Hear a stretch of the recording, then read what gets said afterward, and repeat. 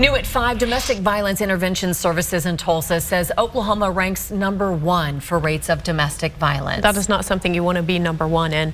Over the past 2 weeks alone, we've covered 10 deaths related to domestic abuse in Green Country. That includes 4 different cases, 8 innocent victims, and 2 suspects who took their own lives.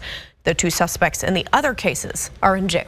Fox 23's John is live at Tulsa Police Headquarters after talking with a woman who survived domestic violence last year. John.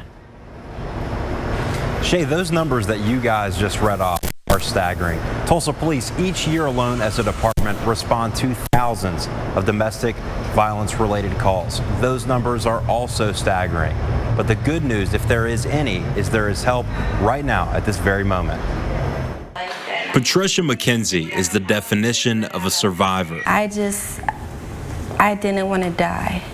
That was my big thing. Last October, she says her boyfriend, Christopher Pruitt, stabbed her more than a dozen times, leaving her blind in one eye. We spoke with her back when she was first released from the hospital, covered in bruises and stitches. I can't get used to one eye. It all happened after she says her protective order expired. The night that the restraining order got dropped was the night that he did this.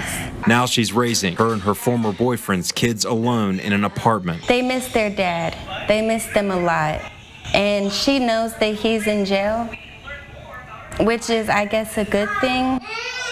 But she misses her dad. She asks me every day, where is my daddy? When can I see my daddy? I miss my daddy. McKenzie's case was one of more than 17,000 domestic violence calls Tulsa police responded to in 2022. Police also responded to more than 10,000 domestic-related incidents, with more than 1,200 of those leading to arrests. Those numbers not including hundreds more rapes and sexual assault calls. What we know is that domestic violence is often an underreported crime.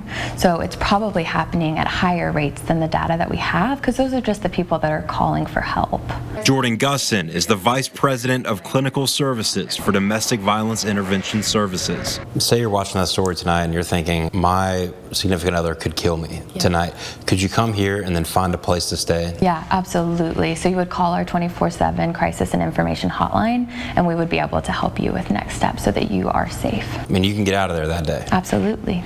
Gustin says part of the reason that Oklahoma has such high domestic violence numbers is because of the law. Just the accountability that's in place for offenders is low. You know, up until a few years ago, strangulation wasn't even considered like a violent crime or a felony. She says on top of helping the victims, abusers need to be treated too. It's not why do they not leave, it's why do they cause harm.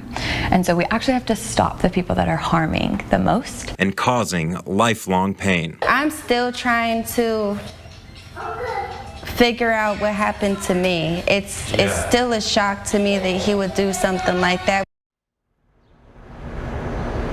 Christopher Pruitt is set for jury trial in October. If you need help or access to resources, go to this story on fox23.com.